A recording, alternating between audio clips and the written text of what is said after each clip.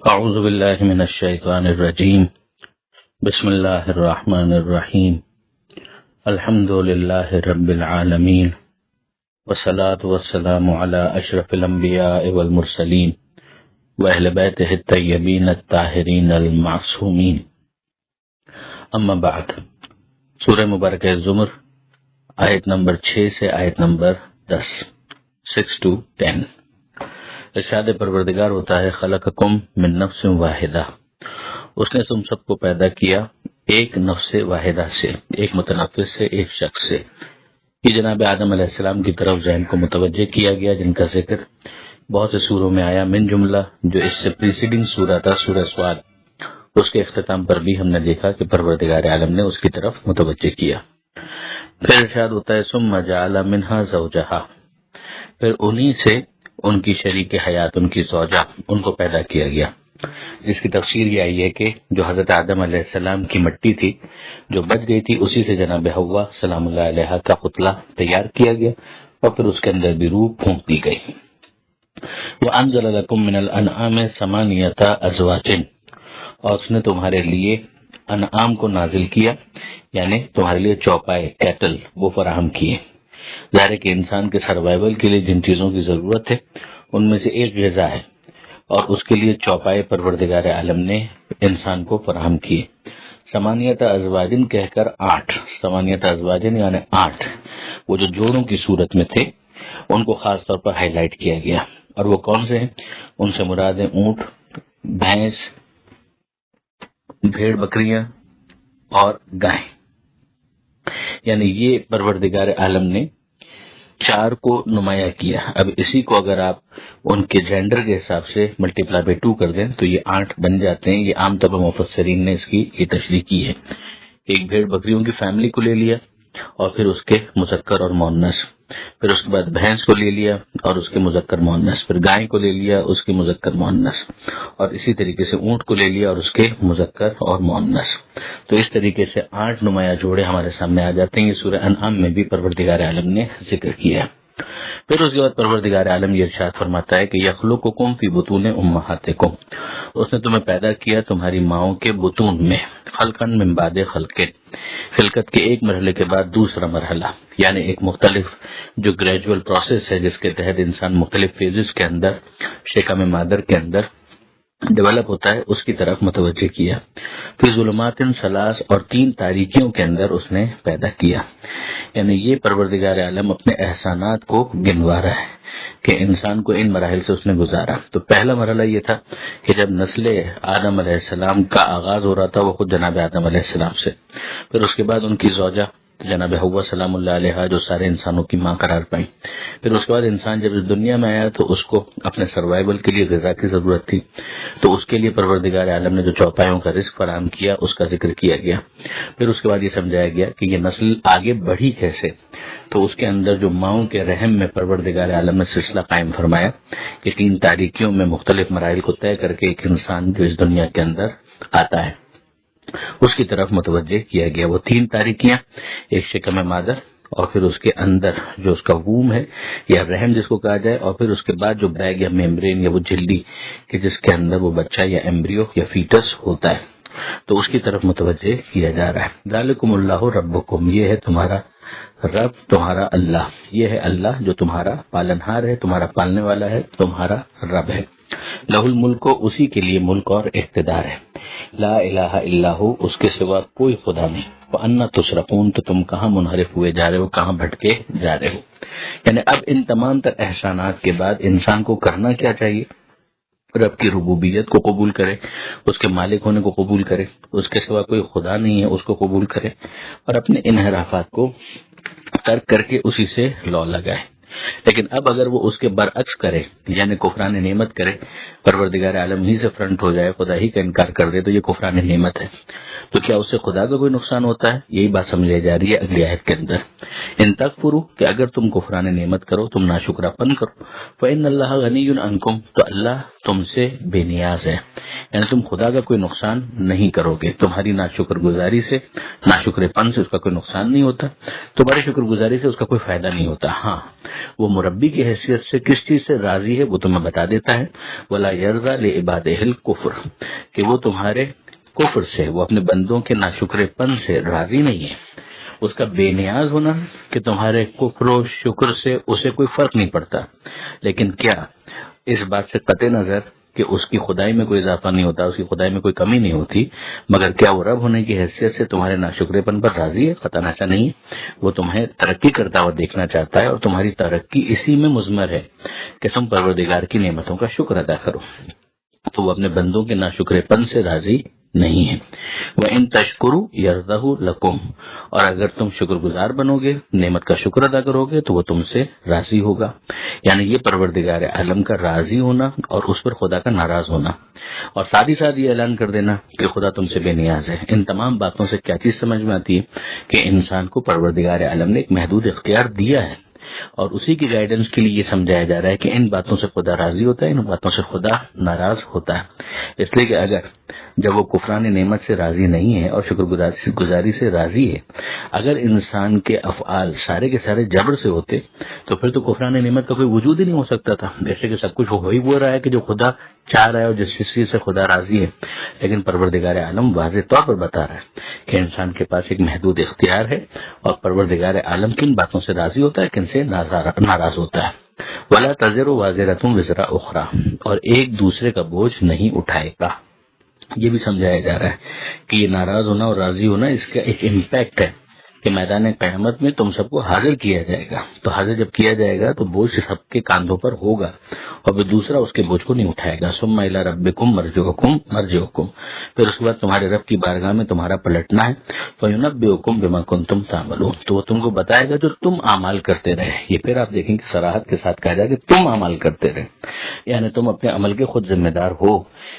انہ علیم بذات الصدور، اور وہ تو سینوں کے اندر آنے والی باتوں کو بھی جانتا ہے، جو دلوں کے اندر باتیں خیالات آتے ہیں ان سے بھی واقف ہے، تو خدا سے کچھ چھپا ہوا نہیں ہے، اور تمہارا معاملہ بالکل واضح تمہارے سامنے پیش کر دیا جائے گا۔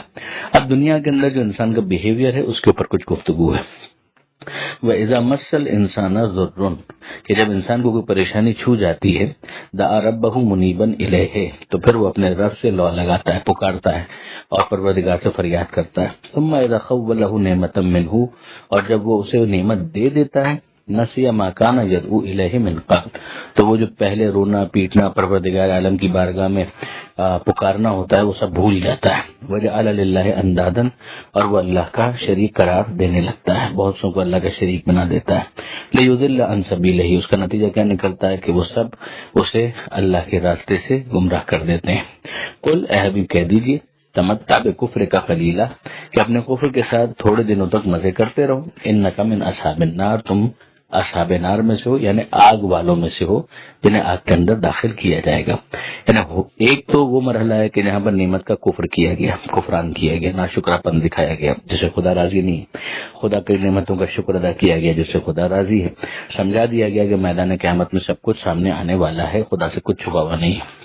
پھر اس کے بعد یہ بھی بتایا جا رہا ہے کہ بعض افراد جب مصیبت مشکلات آتی ہیں تو رائٹلی بالکل پروردگار عالم سے لو لگاتے ہیں، مگر جب پروردگار عالم کی طرف سے نعمتیں آ جائیں تو پھر کون خدا اور کیسا خدا سب بھول جاتے ہیں اور پروردگار عالم کے ساتھ شریک قرار دینے لگتے ہیں۔ اب پروردگار فرماتا ہے کہ ذرا کمپیئر کرو، امن ہوا قانت آناء اللیل ساجدا وقائما یحذر الآخرہ ویرجو رحمت ربہ، وہ جو کیسز ابھی ہم نے تمہیں بتائے ہیں وہ بہتر ہیں یا یہ بہتر ہے کہ جو رات کی تاریکی میں، رات کے مختلف اوقات میں اپنی عبادت کے ہدیے اور تحفے پروردگار کی بارگاہ میں پیش کرتا ہے، قانتن آناء اللیل ساجدا وقائما، کبھی وہ سجدے میں ہوتا ہے، کبھی وہ قیام کی حالت میں ہوتا ہے، جس سے آپ اندازہ کر سکتے ہیں خاص طور پر جو نماز شب کی اہمیت ہے وہ کتنی زیادہ ہے، مگر یہ وہی کر سکتا ہے کہ جو اس حوالے سے سنجیدہ ہو۔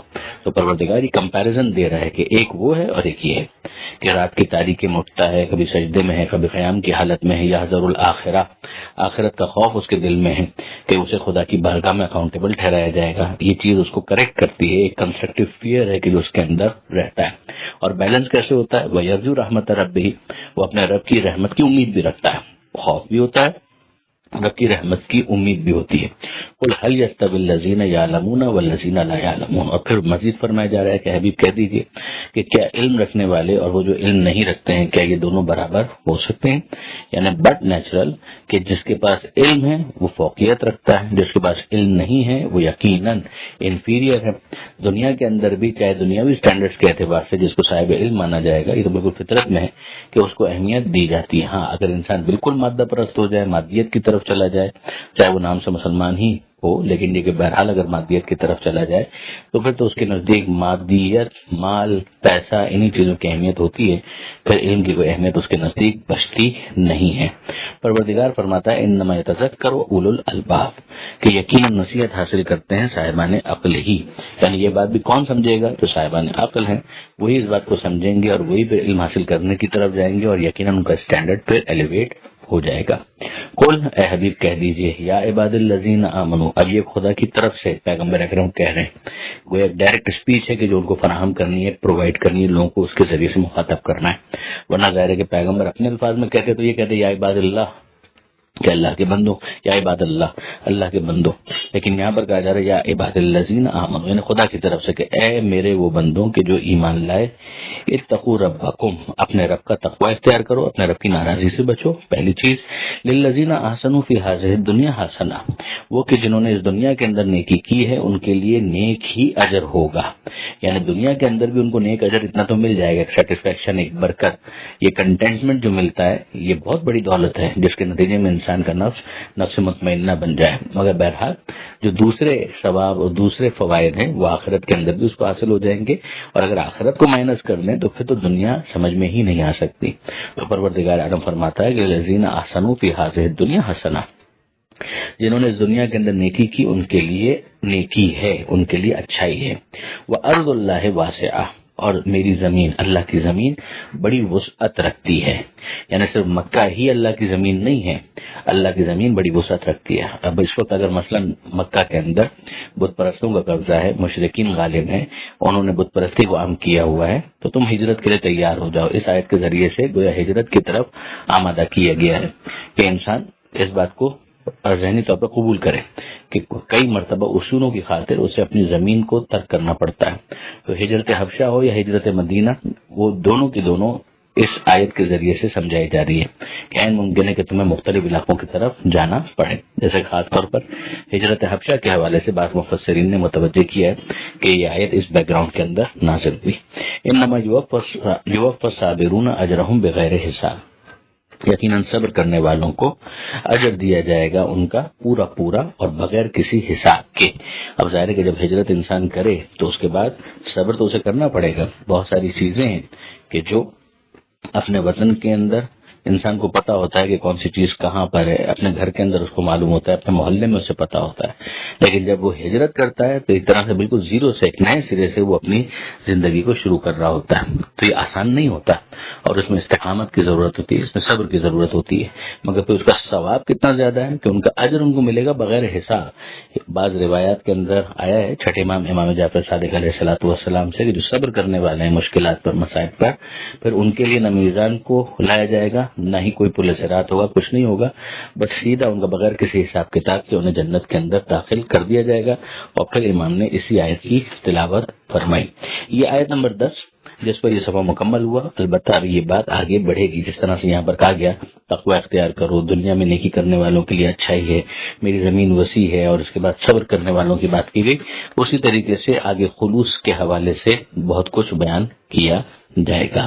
پروردگار عالم سے دعا ہے قرآن پڑھنے، سمجھنے اور عمل کرنے کی توفیق عطا فرما، اور وارث قرآن امام زمانہ کے ظہور میں تعجیل فرما۔ وآخر دعوانا ان الحمد للہ رب العالمین، والسلام علیکم ورحمۃ اللہ وبرکاتہ۔ بسم اللہ الرحمن الرحیم۔ سورہ مبارکہ زمر، آیت نمبر 11 سے آیت نمبر 21، 11 سے 21 تک۔ گزشتہ صفحے کے اختتام پر ہم نے دیکھا کہ پروردگار عالم نے اپنے حبیب سے کہا کہ حبیب یہ کہہ دیجئے کہ اے میرے بندوں، وہ میرے بندوں کہ جو ایمان لائے، اپنے رب کا تقوی اختیار کرو، جنہوں نے اچھائی کی، نیکی کی اس دنیا کے اندر، ان کے لیے نیکی ہی بطور جزا ہے۔ اللہ کی زمین وسعت رکھتی ہے، یہ ہجرت کی طرف اشارہ ہو گیا، اور پھر یہ اعلان کر دیا گیا کہ جو صبر کرنے والے ہیں ان کو پورا پورا اجر دے دیا جائے گا بغیر کسی حساب کے۔ اسی کنٹینیوشن میں آگے مزید ارشاد ہوتا ہے، قل اے حبیب کہہ دیجئے، انی امرت، کہ مجھے اس بات کا حکم دیا گیا ہے، ان اعبد اللہ مخلصا لہ الدین، کہ پورے خلوص کے ساتھ خالص اس کی اطاعت کرتے ہوئے میں اس کی عبادت انجام دوں۔ یعنی یہ وہی چیز ہے کہ جس کو دوسرے لفظوں میں کہا جاتا ہے کہ شرک سے اپنے آپ کو دور رکھو، حنیفن، نہ دائیں نہ بائیں، پوری یکسوئی کے ساتھ، پورے خلوص کے ساتھ، پوری سنسیریٹی کے ساتھ، پیورٹی کے ساتھ معبود صرف اور صرف اللہ ہے، اس کی عبادت کرو۔ وَأُمِرْتُ، اور مجھے حکم دیا گیا ہے، لِأَنْ أَكُونَ أَوَّلَ الْمُسْلِمِينَ، کہ میں پہلا مسلمان رہوں۔ اب یہاں پر اول المسلمین یا پہلا مسلمان، اس سے کیا مراد ہے؟ بعض نے اسے زمانے کے اعتبار سے بھی لیا ہے کہ پیغمبر اکرم صلی اللہ علیہ وآلہ وسلم، کہ جب ان کا مرتبہ وہ ہے کہ جو خود ان کی زبانی احادیث کے اندر آیا ہے کہ کنت نبیا وآدم بین الماء والطین، کہ میں اس وقت بھی نبی تھا جب آدم مٹی اور پانی کے درمیان تھے، تو ظاہر ہے کہ اس وقت بھی تھے، تو اس سے پہلے کتنا زمانے کے اعتبار سے وہ نبوت چل رہی ہوگی، اور پھر اسلام کا کیا مطلب ہے اس کے اندر۔ لیکن اتنا طے ہے کہ ایک زمانی اعتبار سے بھی دیکھا جائے تو اس دنیا کے آغاز سے بھی پہلے پیغمبر اکرم سر تسلیم خم کیے ہوئے تھے پروردگار عالم کی رضا کے سامنے، اور یہ گویا ان کے وجود کے ساتھ ہی تھا۔ اور دوسری بات یہ ہے کہ پروردگار عالم نے گویا حکم دیا ہے مجھے اس بات کا کہ جو اول نمبر کا مسلمان ہو سکتا ہے وہ مجھے کو ہونا ہے، یعنی پہلے درجے کا اسلام، جو پہلے درجے کا سر تسلیم خم کرنا ہوگا، سرنڈر ہوگا، وہ میری ہی طرف سے پروردگار عالم کی بارگاہ میں ہوگا۔ اور ایک تیسری بات بھی کہی گئی ہے کہ جو بھی میں حکم تمہیں دے رہا ہوں بطور اسلامی تعلیمات کے، تو یہ میری ذمہ داری ہے، مجھے یہ حکم دیا گیا ہے کہ پہلے میں خود اس پر عمل کر کے دکھاؤں، اور تینوں مطالب اپنی جگہ پر بالکل درست ہیں۔ قل اے حبیب کہہ دیجئے، انی اخاف ہو، کہ مجھے اس بات کا خوف ہے، ان عصیت ربی، کہ اگر میں اپنے رب کی معصیت کروں، نافرمانی کروں، عذاب یوم عظیم، تو اس عظیم دن کے عذاب کا مجھے خوف ہے۔ یہ اگر آپ دیکھیں وہی اف سینیریو کے اوپر ہے کہ اگر کے اندر بڑی وسعت ہوتی ہے کہ ایک محال کو بھی فرض کیا جا سکتا ہے، تو پیغمبر اکرم صلی اللہ علیہ وآلہ وسلم جو اول درجے کے مسلم ہیں، پورے خلوص کے ساتھ عبادت کرنے والے ہیں، تو معصیت کا امکان کہاں ہے؟ لیکن بہرحال اس سپوزیشن کے ساتھ، اس مفروض کے ساتھ یہ بات کی جا رہی ہے، جیسے کہ پہلے بھی میں نے بارہا اس بات کی طرف متوجہ کیا کہ اگر آپ قرآن مجید کی اس آیت کی طرف دیکھیں کہ لو کان فیہما آلہۃ الا اللہ لفسدتا، کہ اگر اللہ کے علاوہ کوئی دوسرا خدا بھی ہوتا تو فساد مچ جاتا ہر جگہ، لیکن یہ کہ کیا اللہ کے سوا کوئی دوسرا خدا ہے؟ یہ ایک اس سینیریو کے اوپر گفتگو ہو رہی ہے کہ تم سمجھو کہ جب میں اتنا خوفزدہ ہوں اپنے پروردگار عالم کی مفروض معصیت سے، تو تمہیں کتنا خوفزدہ ہونا چاہیے۔ قل اللہ اعبد مخلصا لہ دینی، اے حبیب کہہ دیجئے کہ میں تو اپنے پورے خلوص کے ساتھ عبادت پر معمور ہوں، اور میں عبادت کر رہا ہوں پورے خلوص کے ساتھ، اطاعت کے ساتھ اپنے پروردگار کی۔ فَاعْبُدُوا مَا شِئْتُم مِّن دُونِهِ، اب تمہاری مرضی ہے، تم جس کی خدا کو چھوڑ کر عبادت کرنا چاہو عبادت کرو۔ یعنی اگر تم میری بات نہیں ماننا چاہتے تو ٹھیک ہے، پھر اپنے حال پہ رہو، اور پھر اس کے بعد جو اس کے نتائج ہوں گے، کانسیکوینسز ہوں گے، ریپرکشنز ہوں گے، وہ تمہیں فیس کرنا پڑیں گے۔ قل اے حبیب کہہ دیجئے، ان الخاسرین الذین خسروا انفسهم واہلیہم یوم القیامہ، اے حبیب کہہ دیجئے کہ سب سے زیادہ خسارے میں تو وہ ہیں، خسارہ تو صحیح معنوں میں ان لوگوں کا خسارہ ہے کہ جو اپنے آپ کو خسارے میں رکھیں اور اپنے گھر والوں کو خسارے میں رکھیں قیامت کے دن، یعنی ایسا کچھ کریں دنیا کے اندر کہ وہاں پر ان کا خسارہ نمایاں ہو جائے۔ اور اس سے بچنے کی سبیل وہی ہے کہ جو سورہ والعصر کے اندر بیان کی گئی ہے، ایمان، اعمال صالحہ، اور پھر اس کے بعد تواصوا بالحق و تواصوا بالصبر۔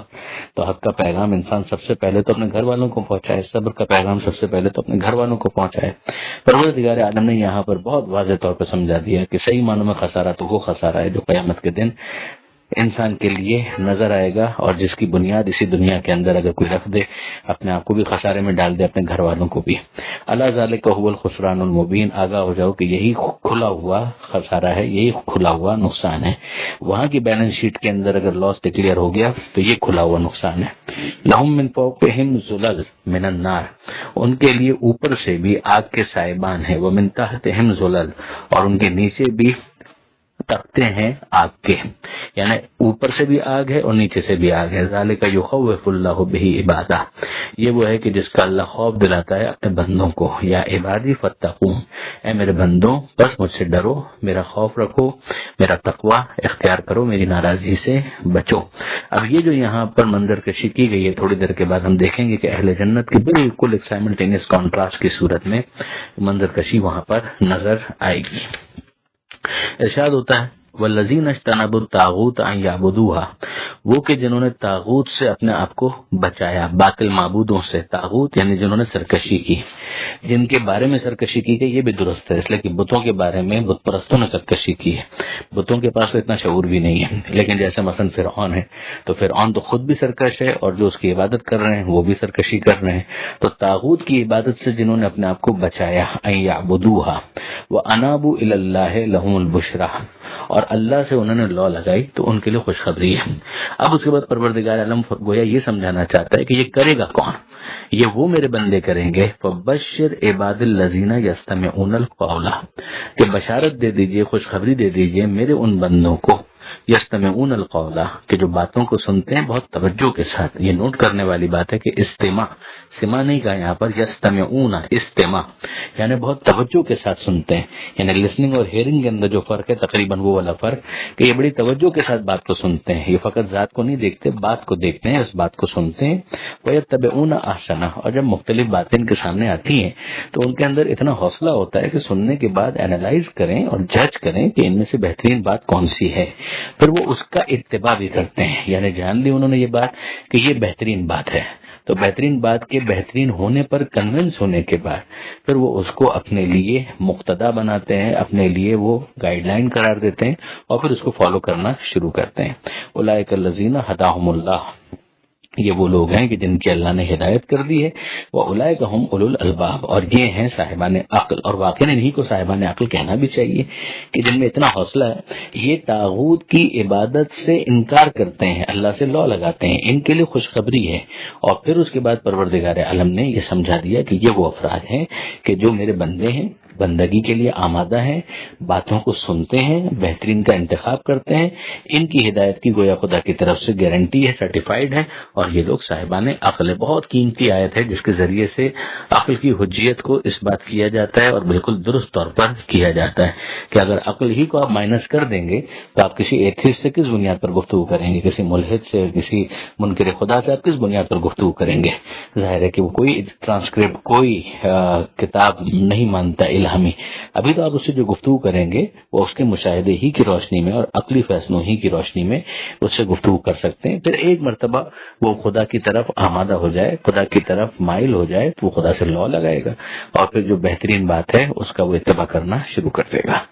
افمن حق علیہ کلمۃ العذاب، کیا وہ کہ جس کے اوپر عذاب کا کلمہ ثابت ہو چکا ہے.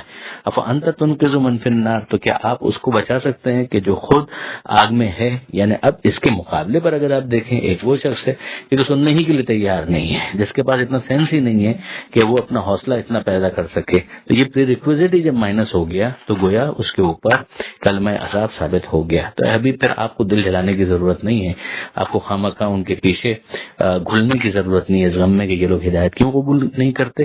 یہ خود اگر جہنم میں جانا چاہتے ہیں تو پھر یہ ان کا اپنا چوائس ہے. لیکن الذین اتقوا ربهم، ہاں لیکن وہ کہ جنہوں نے اپنے رب کا تقوی اختیار کیا، اپنے رب کی ناراضی سے بچتے رہے. لہم غرف من فوقہا، ان کے لیے بالا خانے ہیں. من فوقہا غرف، اور ایسے بالا خانے ہیں کہ جن کے اوپر پھر مزید بالا خانے ہیں. یعنی زمین سے اٹھے ہوئے گھر ان کے لیے ہیں، محلات ہیں جن کے اوپر مزید کمرے موجود ہیں. مبنیہ تجری من تحتہا الانہار، اور جس کے نیچے سے نہریں بہ رہی ہیں. یعنی یہ جو منظر کشی ہے اس سے پہلے ہم دیکھ چکے ہیں کہ یہ کہا گیا اوپر سے بھی آگے اور نیچے سے بھی آگے، وہ کہ جنہیں جہنم کے اندر ڈالا جا رہا ہے معاذ اللہ. اور یہاں پر پروردگار عالم فرما رہا ہے کہ ان کے لیے بالا خانے ہیں اور ان کے اوپر مزید بالا خانے ہیں اور نیچے سے نہریں بہ رہی ہیں. یعنی یہ منظر کتنا حسین ہوگا. ہم جانتے ہیں کہ اگر تھوڑا اوپر سے دیکھنے کا موقع ملے تو نیچے جو ہریالی ہے یا بہتا ہوا پانی ہے یا جو آبشار ہے وہ کتنا اچھا لگتا ہے. پروردگار عالم فرماتا ہے کہ یہ ہے وعد اللہ، اللہ کا وعدہ. لا یخلف اللہ المیعاد، اللہ اپنے وعدے کی خلاف ورزی ہرگز ہرگز نہیں کرتا. علم ترا کہ تم نے نہیں دیکھا ان اللہ انزل من السماء ماء. اب واپس گویا دنیا کے اندر جو افراد موجود ہیں ان کو پروردگار عالم اپنی نشانیوں کی طرف متوجہ کر رہا ہے، اور جو اس کے اندر تنوع اور ڈائیورسٹی ہے، جو مراحل ہیں جن سے وہ گزرتا ہے، اس کی طرف متوجہ کیا جا رہا ہے کہ علم ترا کیا تم نے نہیں دیکھا ان اللہ انزل من السماء ماء کہ اللہ نے آسمان سے پانی کو نازل کیا، فسلکہ اور پھر اسے روانہ کر دیا، اس کو چلا دیا، ینابیع چشموں کی صورت میں فی الارض زمین کے اندر، ثم یخرج بہ زرعا اور پھر اس کے بعد اس نے نکالا ان کے ذریعے سے زراعت کو، مختلف فصلیں، مختلف جو کراپس ہیں وہ جو نکلتی ہیں، مختلفاً الوانہ جن کے رنگ مختلف ہیں، ثم یہیج اور پھر وہ خشک ہو جاتی ہیں، فتراہ مصفرا اور پھر تم دیکھتے ہو کہ وہ زرد ہو گئی، ثم یجعلہ حطاما اور پھر تم دیکھتے ہو کہ خدا اس کو بنا دیتا ہے ریزہ ریزہ، ان فی ذلک لذکر لأولی الالباب، اس میں یقیناً نصیحت ہے، یاد دہانی ہے صاحبان عقل کے لیے، یعنی صاحبان عقل اس پوری اسکیم کے اندر، اس پورے ڈیزائن کے اندر جو مختلف مراحل ہیں ان میں دیکھتے ہیں کہ نہیں ہے زمین کے اندر جان مگر آسمان سے پانی نازل ہوتا ہے اور زمین سے ہریالی ظاہر ہو جاتی ہے، اور پھر اس کے بعد مختلف رنگوں سے وہ زمین کی زینت میں اضافے کا باعث بنتی ہے، مگر کیا یہ ہمیشہ رہتی ہے؟ نہیں، ایسا نہیں ہوتا، یہ خشکی کی طرف جاتی ہیں، زرد پڑ جاتی ہیں، کٹی پھٹی ہو جاتی ہیں، یہ سب کون کرتا ہے؟ خدا کرتا ہے۔ اس میں نصیحت ہے، یاد دہانی ہے، تو کس کے لیے؟ صاحبان عقل کے لیے۔ اور کیا یاد دہانی ہے؟ نمبر ایک کہ پروردگار جس نے یہ سب کچھ کیا ہے وہ خالق بھی ہے اور وہ قادر بھی ہے۔ دوسری یاد دہانی اس کے اندر یہ ہے کہ دیکھو جس طرح سے یہ مختلف مراحل کو طے کر کے واپس اپنی اصل کی طرف لوٹ جاتی ہیں، اسی طریقے سے تمہاری بھی ابتدا ہے اور تمہارا بھی اس دنیا سے جانا ہے، اور پھر اس کے بعد واپس تمہارا پلٹنا بھی ہے۔ یہ تمہارے سامنے ہر سیزن کے اندر ہو رہا ہے کہ پروردگار عالم تم کو دکھا رہا ہے، زمین مردہ ہے، زندگی کی طرف آتی ہے، پھر واپس مردہ ہو جاتی ہے، اور پھر تم دیکھتے ہو کہ اس کو زندگی ملتی ہے۔ بالکل یہی چیز تمہارے ساتھ بھی ہونے والی ہے۔ تم اس وقت زندہ ہو، پہلے نہیں تھے، مردہ تھے اور زندگی کی طرف آئے، پھر واپس مردہ بن جاؤ گے، مگر پھر واپس تم کو زندہ کیا جائے گا۔ جو یہ سائیکل تمہارے سامنے ہر سال دکھاتا ہے، بار بار دکھاتا ہے، وہ تمہارے ساتھ بھی یہ کر سکتا ہے اور وہ کرے گا، اسی بات کا تمہارے سامنے اعلان کیا گیا ہے۔ یہ آیت نمبر 21 پر صفحہ مکمل ہوا۔ پروردگار عالم سے دعا ہے قرآن پڑھنے، سمجھنے اور عمل کرنے کی توفیق عطا فرما، وارث قرآن امام زمانہ کے ظہور میں تعجیل فرما۔ وآخر دعوانا ان الحمد للہ رب العالمین، والسلام علیکم ورحمۃ اللہ وبرکاتہ۔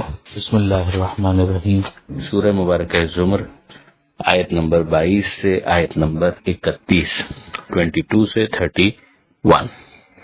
ارشاد پروردگار ہوتا ہے، افمن شرح اللہ صدرہ للاسلام فہو علی نور من ربہ۔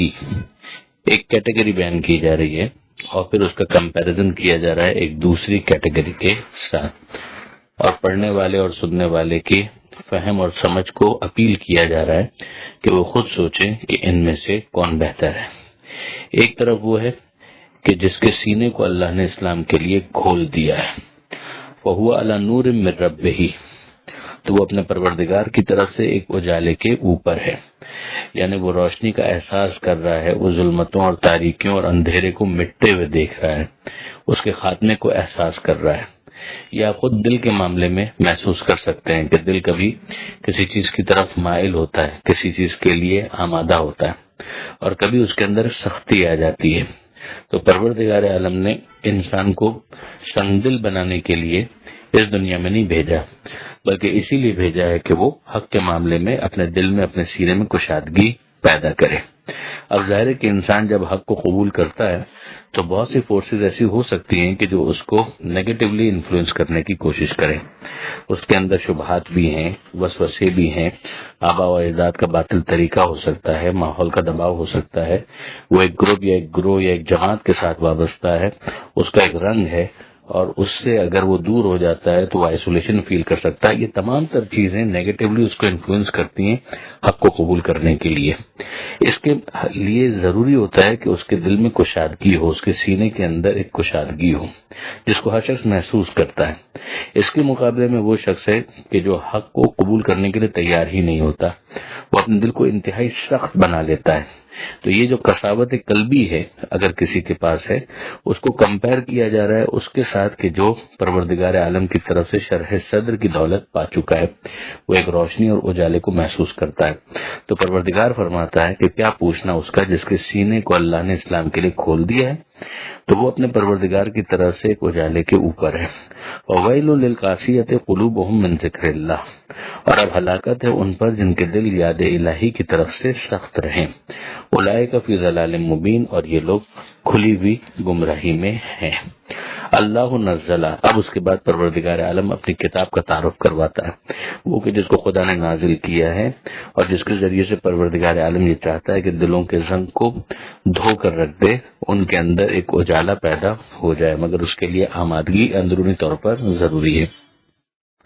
اللہ نزلہ احسن الحدیث ہے، اللہ نے تو بہترین کلام اتارا ہے، احسن الحدیث یعنی بہترین کلام اتارا ہے، کتابن متشابہن مثانی، یہ ایک ایسی کتاب ہے جو متشابہ ہے اور مثانی ہے، یعنی پہلے اس کی توصیف کی گئی کہ یہ بہترین کلام ہے، دوسری بات یہ کتاب کی شکل میں ہے، یعنی پروردگار عالم نے اسے تمہارے سامنے رفتہ رفتہ کتاب کی شکل میں پیش کیا ہے اپنے حبیب کے ذریعے سے۔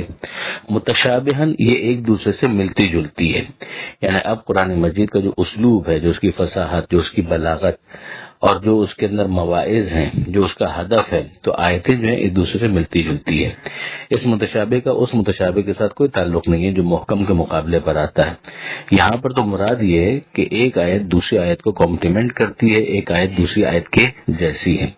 پھر اس کے بعد مثانی، کہ یہ کتاب وہ ہے کہ جس کے اندر چیزوں کو دہرایا گیا ہے، یعنی بہت ساری چیزیں ہیں جو پیر کی صورت میں، امر بالمعروف ہے تو نہی عن المنکر ہے، بشارت ہے اور انذار بھی ہے، یعنی خوشخبری ہے اور ڈرانا بھی ہے، جنت کا بھی ذکر ہے، جہنم کا ذکر بھی ہے، موسیٰ علیہ السلام کا ذکر بھی ہے، فرعون کا ذکر بھی ہے، ابراہیم علیہ السلام کا ذکر بھی ہے اور ان کے مخالفین کا تذکرہ بھی ہے، پیغمبر اکرم صلی اللہ علیہ وآلہ وسلم کا ذکر ہے اور جو ان کے حوالے سے مخالفین کی روش ہے اس کو بھی ڈسکس کیا جا رہا ہے۔ تو کئی اعتبار سے ایسی چیزیں ہیں کہ جس کے اندر ہمیں تکرار نظر آتی ہے۔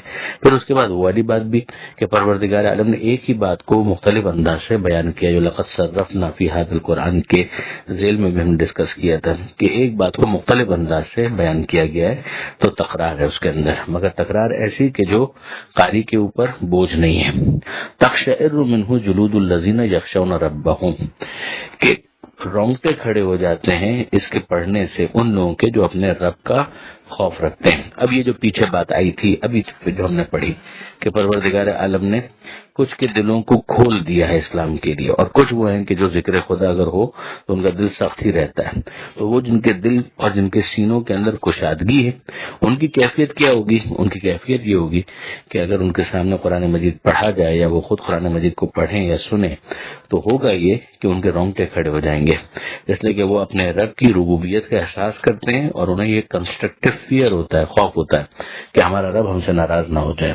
ثم تلین جلودہم وقلوبہم الی ذکر اللہ، اس کے بعد ان کے اعضاء و جوارح، ان کی جلد، ان کی کھال اور ان کے دل اللہ کے ذکر کے لیے نرم ہو جاتے ہیں، یعنی ان کے اندر کوئی اکڑ باقی نہیں رہتی، وہ ایروگنس دور کرتے ہیں اپنے آپ کو، ان کا دل مائل ہوتا ہے۔ ذالک ھدی اللہ یہدی بہ من یشاء، یہ اللہ کی طرف کی ہدایت ہے، اللہ ہدایت دیتا ہے جس کو چاہتا ہے اس کے ذریعے سے۔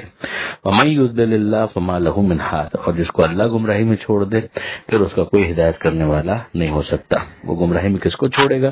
وہ کہ جو اپنے دلوں کو سخت رکھنا چاہتے ہیں، لیکن پروردگار عالم زبردستی کسی کو گمراہی میں نہیں چھوڑتا، جس طرح سے وہ زبردستی کسی کو ہدایت بھی نہیں دیتا۔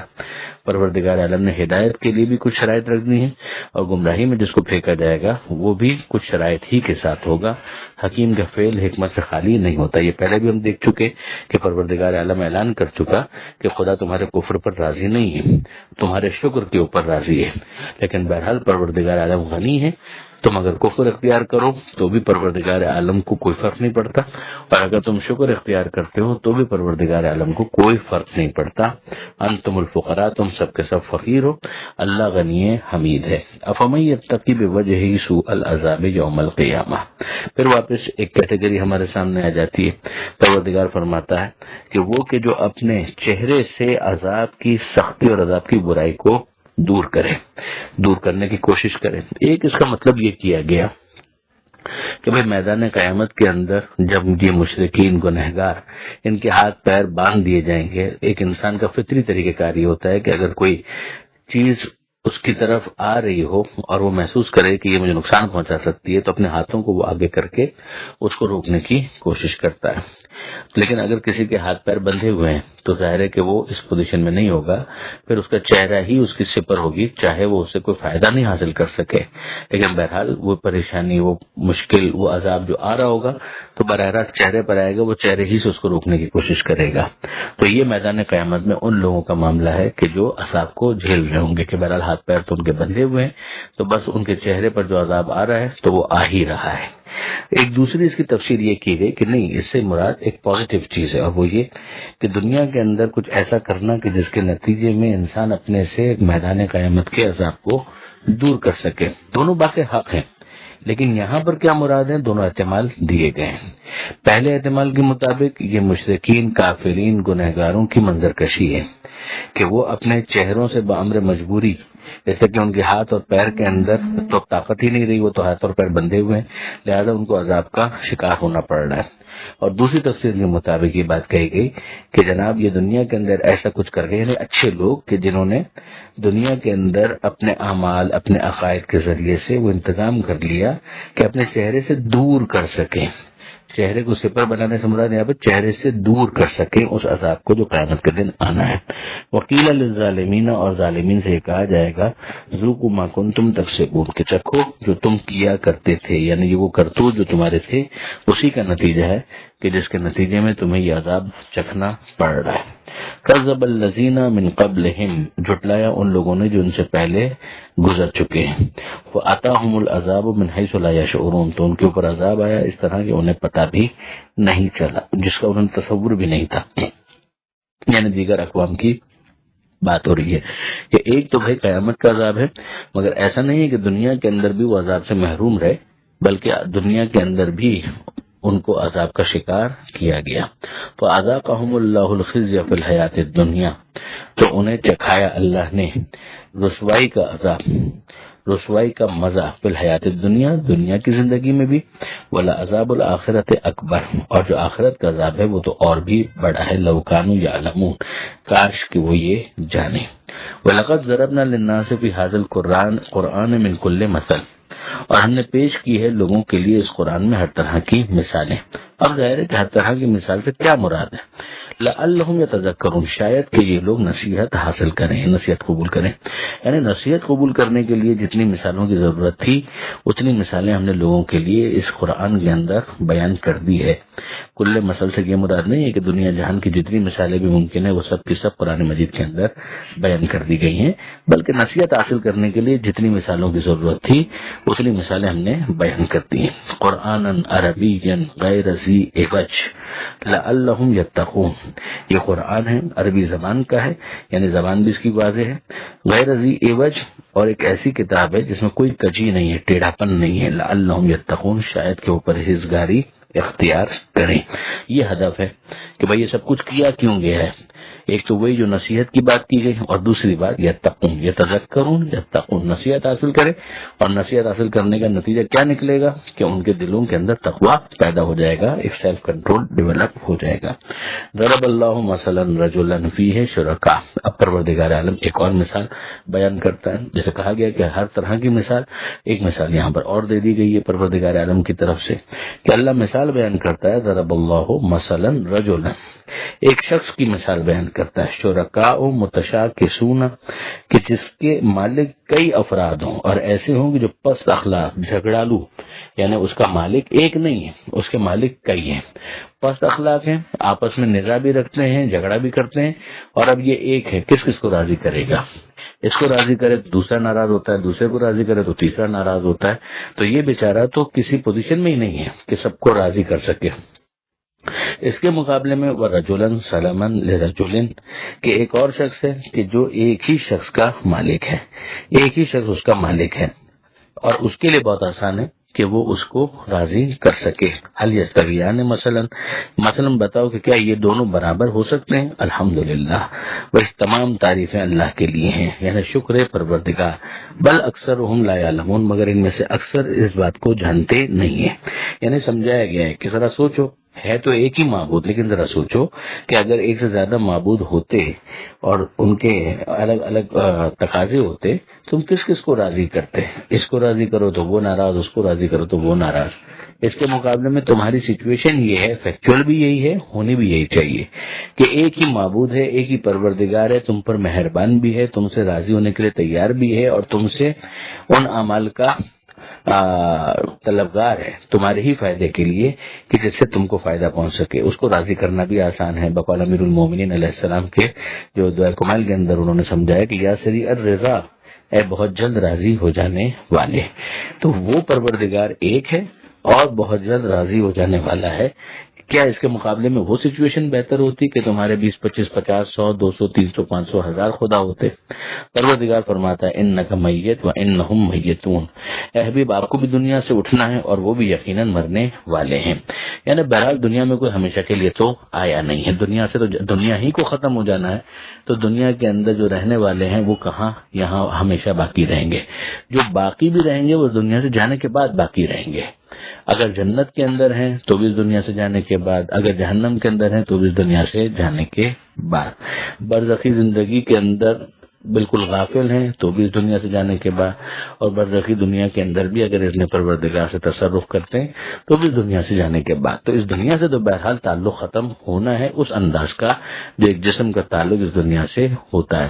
لیکن بہرحال وہاں پہنچ کر پروردگار عالم ظاہر ہے کہ ہر ایک کے مرتبے اور مقام کے اعتبار سے فیصلہ کرے گا. یعنی اب یہ وہ افراد کے جو پیغمبر اکرم کو اس بات کے تانے دیا کرتے تھے کہ یہ ختم ہو جائیں گے تو دین بھی ختم ہو جائے گا، تو بہرحال پروردگار عالم کو تو کبھی موت نہیں آنی ہے. پروردگار عالم تو ہمیشہ باقی ہے، وہ زندگی دینے والا ہے، وہ موت دینے والا ہے.